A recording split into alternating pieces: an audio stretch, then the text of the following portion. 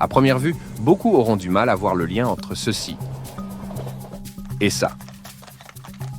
Eh bien, au fil des siècles, nous avons adopté 1435 mètres d'écartement de rails de chemin de fer, également connu sous le nom d'écartement britannique. Tu l'aurais deviné, celui-ci trouve son origine dans les calèches, qui ont elles-mêmes inspiré les premiers tramways tractés par 2 chevaux au début du 19e siècle.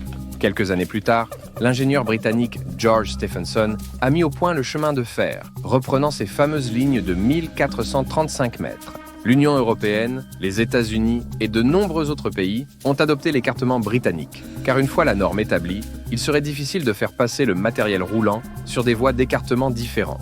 Il en va de même pour les lignes à grande vitesse en général, et les tramways, puisque les premières lignes ferroviaires ont été construites par les mêmes ingénieurs qui ont construit les tramways. C'est bien beau tout ça, mais on peut toujours se demander, pourquoi a-t-on retenu cette dimension?